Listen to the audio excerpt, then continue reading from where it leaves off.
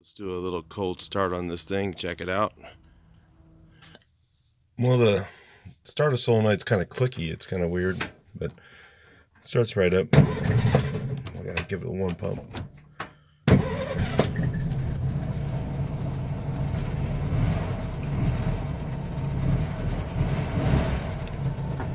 Automatic choke.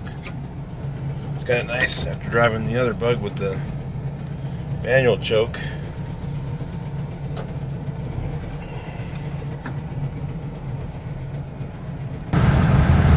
Well, it does seem to be running pretty good, and one of the things that I like about this bug is since we upgraded I really noticed the difference of putting the 1600 rockers on there. I drove it last time and it was a little bit lacking for power. I put the 1600 rockers on and man, it just like comes alive. Do a little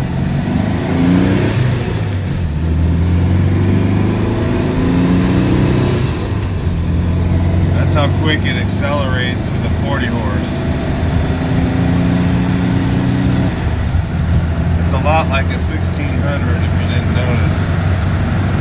Right up to 60 like that. You can't do that with a regular 40 horse.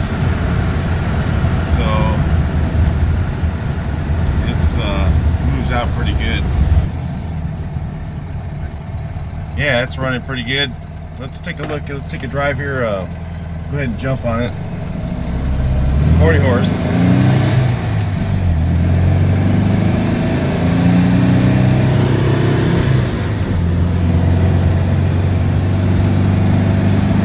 had to slow down here for a second. We're on corners.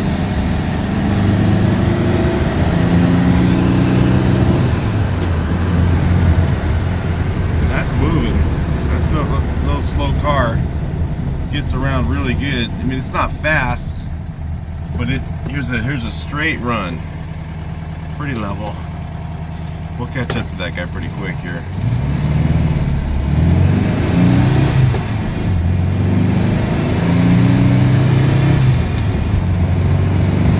It did not run like this when I had the other rockers on it.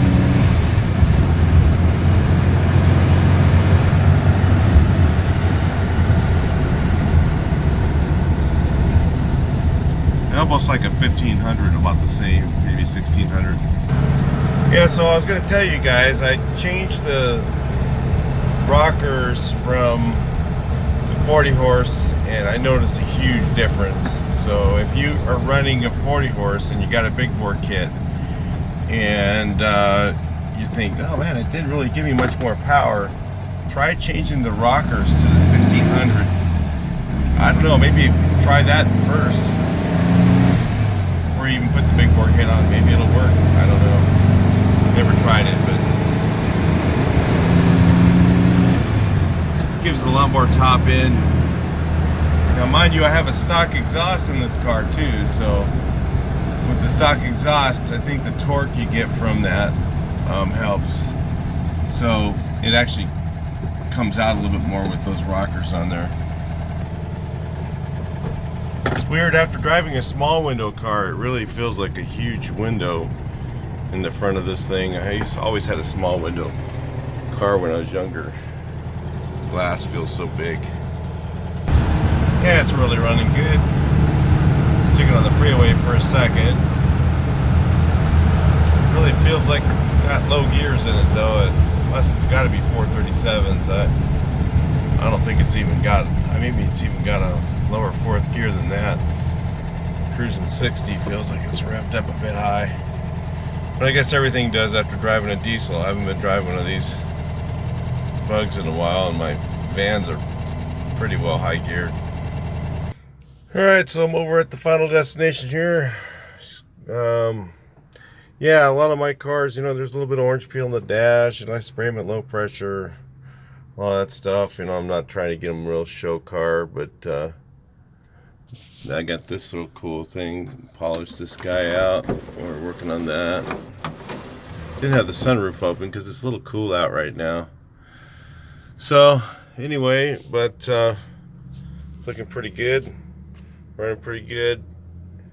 Only thing I feel on that right now is like the clutch pedal's really stiff, so I think when we welded up the Bowden tube, welded up the clutch tube, probably gotta take some bow out of the Bowden tube, so it's a little bit too stiff for me.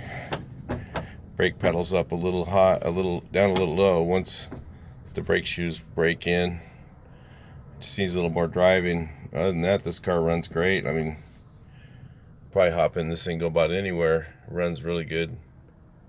Motor's solid.